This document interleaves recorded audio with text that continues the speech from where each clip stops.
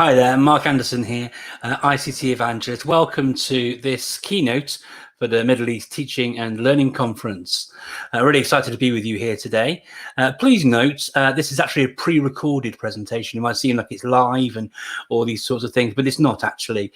And so whilst you're watching the presentation today, I'm really excited to be sharing my presentation with you, supercharging your hybrid learning strategy with you. Really excited to be sharing that today. But I'm available live within the Hoover app whilst you're watching this presentation today, and I'll be able to answer any questions you might have, all this kind of thing. So really excited to share that with you. And with no further ado, let's just jump straight into the presentation. So before I get into all of that, I want to tell you a little bit about myself. I taught for many years in the classroom, and I've blogged for a long time as well, and I've won a number of awards for that blog as well. I'm an author too. I've authored some books, one of which did particularly well, which is Perfect ICT Every Lesson. And I'm really excited to share with you that I'm working on a new book at the moment, coming out early January, sort of February 2021, with John Catt Educational. Really excited to share that with you. So please keep your eyes peeled for that. Evidence-informed approaches to using technology in the classroom is the focus. Alongside that, I'm an ADE. I've got quite a few badges from the work I've been doing over the years, as you can see, it's sort of popping up in front of you. And I'm also an independent thinking associate, which led me to contribute a chapter to this book. And as I've contributed to lots and lots of other books as well. And more recently, I co-authored the Guide to Creating a Digital Strategy in Education with Al Kingsley from NetSupport. He's a chair of a multi-academy trust in the UK. Two multi-academy trusts actually, and there's lots of great work in education. So when I stopped teaching 5 years ago, and my sort of last role on SLT, I then started working with schools, and that sees me now working with schools in lots of different ways, things such as digital strategy and leadership and support for SLT. I work around areas for teaching for learning. Whilst I'm very geeky myself, I'm actually far more geeky about teaching and learning than I am about technology. And hopefully you'll get that from my presentation that I'm sharing with you over the course of the next 25 to 30 minutes or so. I deliver inset training, and I support schools all over the world. And in fact, I've worked with many schools in the Middle East as well, from Repton Abu Dhabi to Jess to Bisad to Dubai College, and provided support to all these different schools in lots of different ways. And of course, if you're interested in working with me in any of these areas that I'm sharing with you now, please do get in touch, because I really do love to help schools and teachers and ultimately have an impact on the lives of young people that we work with. I also engage in a UAE-focused project with my good friend and co-founder on Learn Live UAE, Ollie Lewis, who's another presenter at the Middle East Teaching and Learning Conference. He's the assistant head at Bisad. And we run a weekly show on YouTube with a view to supporting teachers, teams, classrooms, schools, and ultimately, again, young people in the classroom. We aim to get a diverse range of educators. And if you wanted to be a guest on the show, again, please do get in touch with myself and or Ollie. And we'd love to hear from you about how you'd like to engage and be involved in this show with us. But enough about the things I've done and all of this. I want to talk to you about how we can supercharge our digital learning, our hybrid learning in the classrooms, because things have been a bit strange over the last sort of 6 to 8 to 9 months or so. And people often think when it comes to technology, a lot of it's magic, but actually it's not. And like Bananarama said in the 1980s, it's not what you do, it's more the way that you do it. And so during the course of the presentation, I'm going to share lots of ways in which we can make some really impactful inroads into how we use technology. Technology itself, though, with this whole sort of mysticism around how amazing it is and we don't understand how it works and all these different things, we can find things sometimes that make us think, oh, God, that'd be really cool to use that in the classroom. But when we use technology in this sort of way, it's pretty gimmicky. And there are much more informed, evidence and research informed approaches to using technology that can have a really big impact on learning rather than being particularly cool. And I find that a healthy dose of so what, when someone says to me, we can do this with technology, I'm like, well, so what? You know, how's that going to improve learning? How's that going to support me in my role as a teacher? All these sorts of things. So a healthy dose of so what is really useful, and we can flip that around to a so that. So if you could be asking yourself this question, you know, why should I be using this sort of thing? Well, I'm choosing to use this particular thing so that I'm able to speed up my processes, speed up my marking, and give better feedback, so forth and so on. You know what you need to use the technology for in the classroom, so you know the answers as to what you're looking for. But again, that healthy dose of so what and so that can really help to keep you honest and on track with what it is that you're doing. On a leadership front, it's important that you have a strategy for all these things as well, and not try and approach these things on an ad hoc basis. Why would you need a digital strategy? Well, there are lots of reasons why you might need to have a digital strategy, but a good reason, a good starting point is to do this so that you've got a really clear plan of what you're trying to achieve and why you're trying to achieve it. It also helps you identify who all your key stakeholders are in your organization, which means you get a joined up approach. Students don't go from one lesson to the next and have different ways of working or submitting work or being assessed or all these different things. It also allows you to give yourself realistic timeframes to achieve the goals that you want when it comes to using your technology in the classroom. And without a strategy, you don't know when you're doing what you're doing and who you're doing it for and all of these different things. So it's really important to have these things in mind when you're trying to set out your roadmap for what you want to do with your digital work in your school. It also helps prevent budgets being spent in the wrong areas at the wrong time, and helps you to be really strategic about how you actually sort of deliver that strategy within your schools. And finally, it really helps you to ensure that the impact that you're trying to achieve is measured. Because if you don't actually measure what you're doing then and plan for it, then how do you know that you've actually been successful at all? Now, I wrote, and I mentioned this in my little introduction, I co-authored a guide to creating a digital strategy with Al Kingsley, as I mentioned, and you can download that from our website, schooldigitalstrategy.com. It's completely free, and I know lots of schools in the region have already downloaded it and been using it to help frame what it is they're doing in their schools already. And thank you to Ollie Lewis and Linda Parsons, who've contributed case studies from their schools, which are also part of that document. So there's the website there. You simply go to it. You have to enter your details in. Don't worry, we won't spam you. But that's how you get yourself a copy of the guide. And I say we're very happy to hear back feedback on what you think of the guide. We're looking to sort of see this as an iterative process, because technology changes, scenarios change. We didn't know a year ago we'd be in the position we're in right now. And so it's really helpful to have this sort of thing available to us, and we're working on version 3 already. But if you're a teacher in the classroom, where and how can you actually get started on using technology in impactful ways to support your job of teaching and your students' jobs of learning? Well, there's a great organization called the Education Endowment Foundation, and they produced a report last year which focused on how you can use digital technology to improve learning. And there are 4 key recommendations in that document which I want to share with you today. And you may have seen this before, and apologies if you have, but it's something which really helps guide my thinking in the things I share with schools. There's lots more we could share, but in a 25-minute presentation, there's only so much you can do. But the first one, which for me is a bit of a no-brainer, really, but so many schools actually miss out and don't think about this when they are trying to think about what they're going to do with technology. But obviously, it's important you consider how technology will improve teaching and learning before you introduce it. Now, it seems like a no-brainer, but so many schools miss this very, very important initial step. So really do think carefully about how you're going to be using technology to improve teaching and learning before introducing it. And Michael Fullan always talks about this idea of a pedagogy first approach, pedagogy being the driver and technology being the accelerator. And that really sort of links in nicely to why we should be really thinking carefully about how we do this when we're thinking about introducing technology into our practice in the classroom. The next 3 areas are really helpful about the activities that we can undertake in the classroom that will have an impact on our learners. The first of those 3 is how technology can be used to improve the quality of explanations and modelling.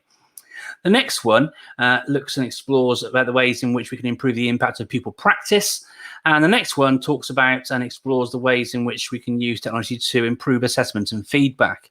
And what I'm going to do in the presentation now is sort of move forward and think about how those 3 things can be thought about in the classroom, and some ideas and tools that can be sort of deployed into your practice to help you develop and improve those 3 key areas.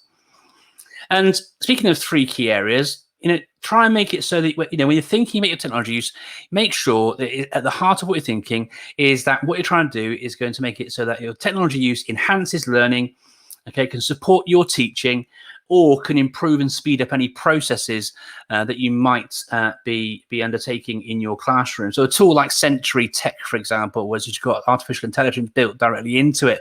There's some great work that software can do, for example, which will reduce your workload and speed up lots and lots of processes. It enhances learning, it supports teaching. And so, for example, as an example, that's a great tool that you can use to support what it is you're trying to do inside the classroom.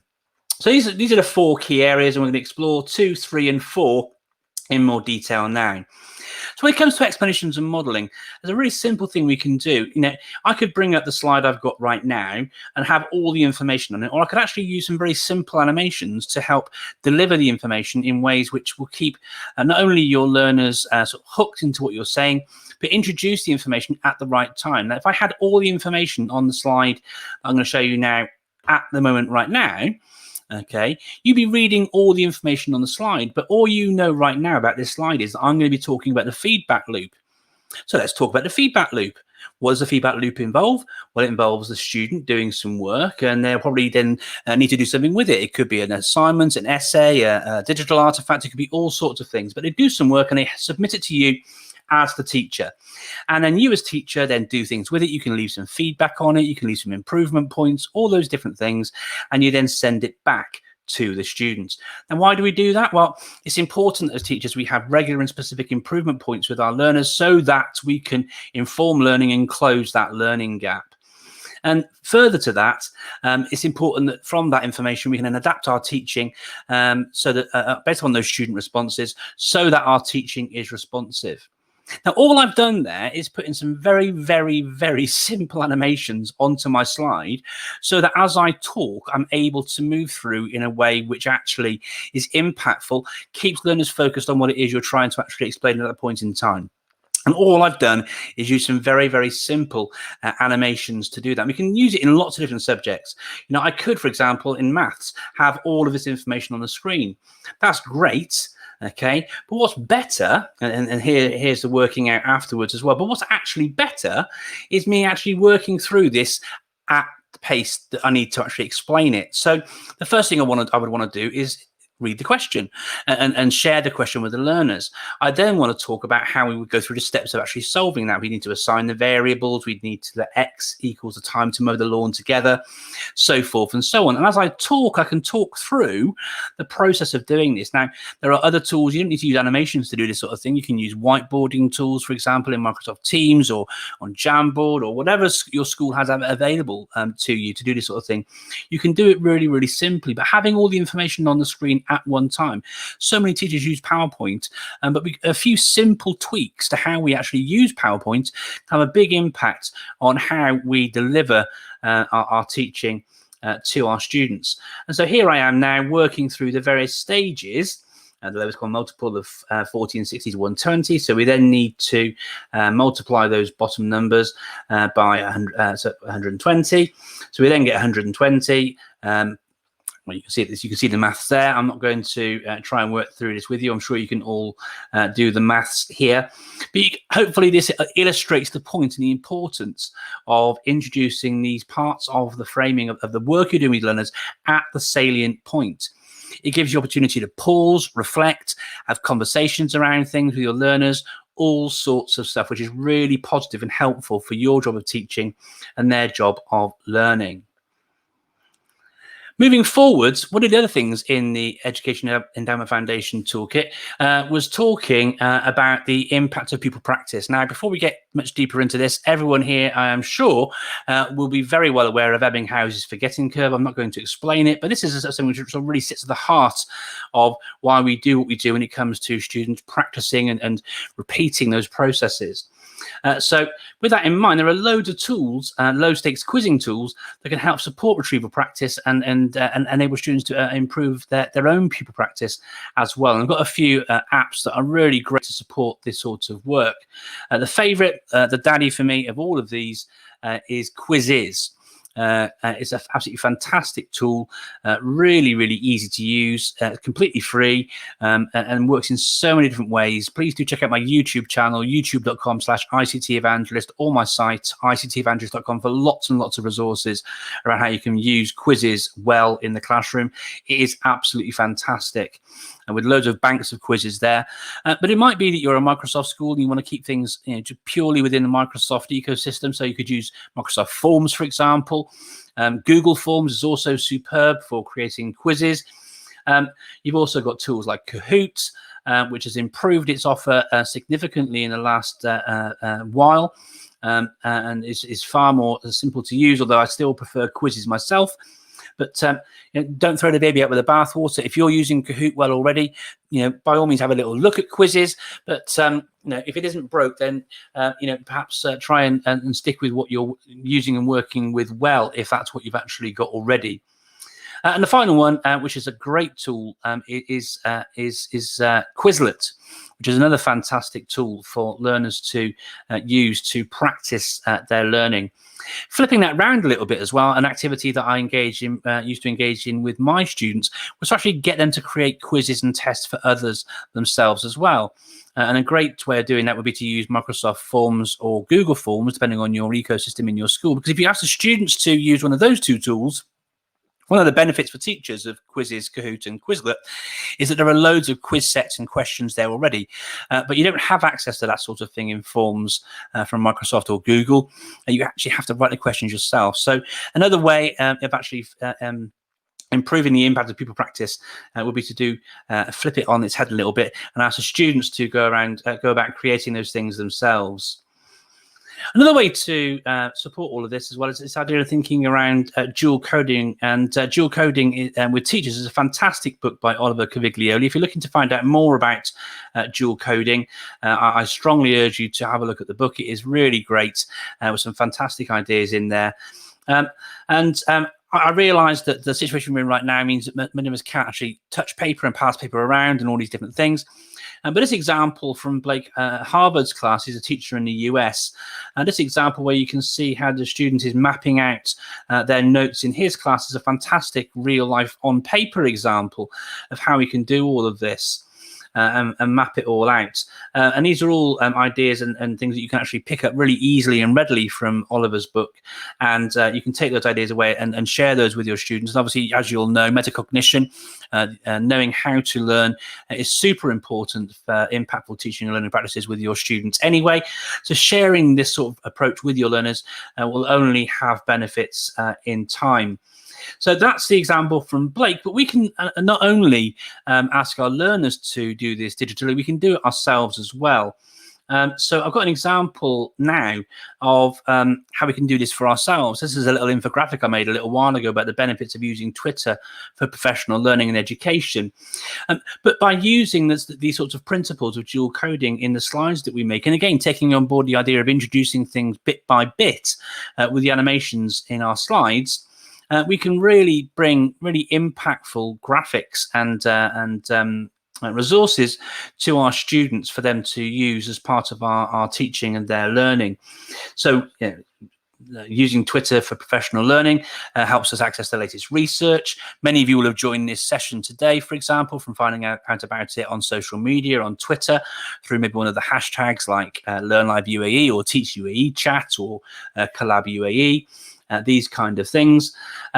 You can find out and connect with educators who share similar passions as you and all your subject areas. It's a fantastic tool for us to use, and I don't need to preach to the converted. But the idea here is to show you how the animations and the dual coding kind of can work together to help create more impactful resources for us as teachers.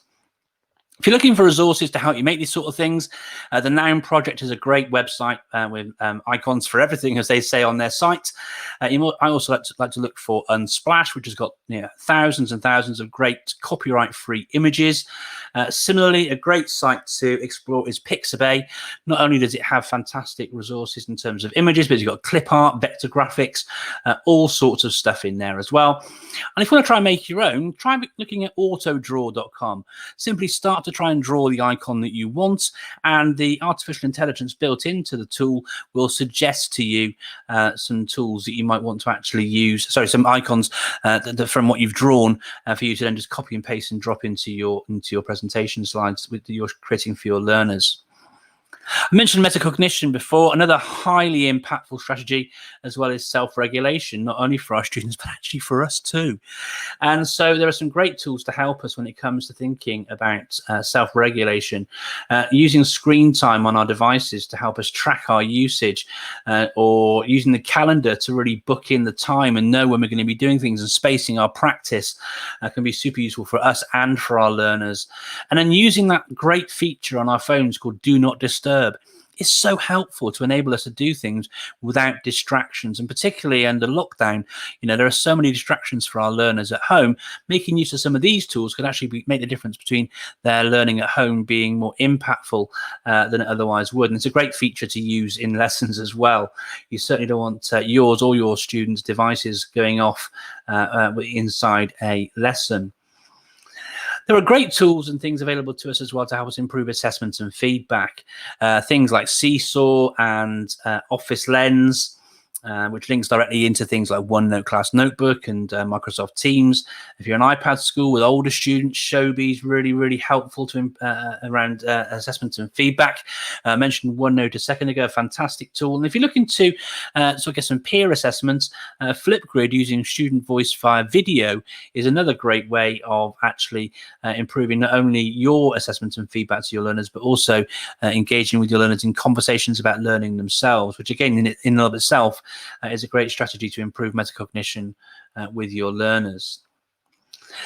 Been two key words that have been really prevalent in conversations in recent months as well, around asynchronous and synchronous teaching and learning. I'm going to spend a few moments sort of unpicking those a little bit for you. Now, asynchronous is when learners collect things in their own time, work through them in their own pace. An example of that could be things like Microsoft Stream, or recording things and putting them into Google Drive if you're a Google school. But there are key benefits between asynchronous and synchronous. And when the lockdown was first sort of announced, there were lots of people who were saying, oh, we need to do things synchronously. And there was other camps who were saying, oh, we need to do things asynchronously. What we found out actually over the course of the lockdown and the past few months is actually an approach which encapsulates a bit of both.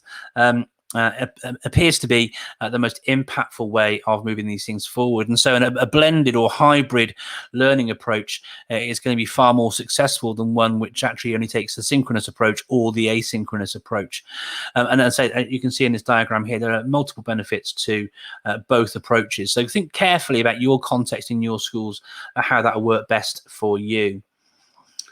So just to wrap up now, some really simple things some strategies to help you in the coming months ahead.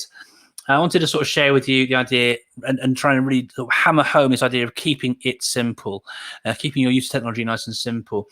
You don't have to make your lessons all singing and dancing with technology in order for it to actually work and be impactful for you as a teacher and for your students in the classroom.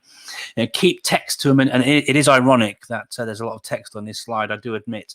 But when you're working with your learners, at least with this example, I'm introducing the text in small chunks, which is actually interesting because the next, actually, it's not the next one, it's the one afterwards, but I mentioned the assessment for learning and the low stakes quizzing tools before, which support retrieval practice. But this next one here, as I say, is about chunking information, keep things into sort of bite-sized snippets. Research says that students sort of turn off pretty quickly after sort of 15 minutes or so of watching video content if you're delivering video content. So keep it nice and short and sweet and simple, and it'll be more readily digested by your learners. If you're keen to find out the research on that, give me a shout in the chat on Hoover, and I'll ping you the link across for that when we get to when that comes across. Just give me a shout now, and I'd be very happy to share that with you. And the final one here really is about using voice feedback. Voice feedback, verbal feedback is so useful. We can say so much more in a minute than we can actually type or even handwrite. And don't get me wrong, handwriting, annotating, doing those sort of things are super useful. But if you want to do those sort of things, actually, why not do a screen record? You can use your voice, you can annotate your screen. Lots of people attending today will have access to touchscreen devices, be it a Surface or an iPad, where you can use a Apple Pencil or whatever stylus you have to write on your screen. Try and apply all those different things. But these are all simple ways, okay, to do the job of being a teacher and the activities of a teacher really, really well, with impact, but in a very simple way that makes our lives easier. So what can we do? Overarchingly, keep what you're doing with technology simple. If you want to try and up the ante and do some more complicated things, go for it. But my rule of thumb is always, if it's going to take you longer to prepare for a lesson where you want to use technology that lesson's actually going to take, have a word with yourself, because work-life balance, people, it's really important that we actually, we don't want to burn out. We want to make it so that we can actually, get through to the weekend, let alone the half term or the spring break or whenever it is. So think carefully about your use of technology and try and have some of these so what, so that conversations, so that you're able to make what you're doing manageable for you. So keeping it so that what you're choosing to use enhances learning, supports teaching, and speeds up processes is a really good sort of grounding upon which to build more complicated and technical use of technology, should it be purposeful and impactful for you and your learners. And as I said, a healthy dose of asking yourself the question, so what, and then building in the so that, is super useful for helping keep you honest and away from some of the more gimmicky uses of technology that we sometimes see inside the classroom. So thank you so much for coming to my session today. If you'd like to work with me, I am available, and I'm looking forward to coming over to the Middle East again towards the end of this year for Bet Mia. And I can work with your school in lots of different guises, but for now, a huge thank you to Teach Middle East Magazine for asking me to come and share with you over the course of their teaching and learning conference. I hope you find this session and all the other sessions useful. There are so many sessions going on that I want to come and attend as well. So thank you so much to Lisa Grace for inviting me. But for now, this is me, Mark Anderson, saying thank you very much, and I hope you've enjoyed this session. Thanks, everybody.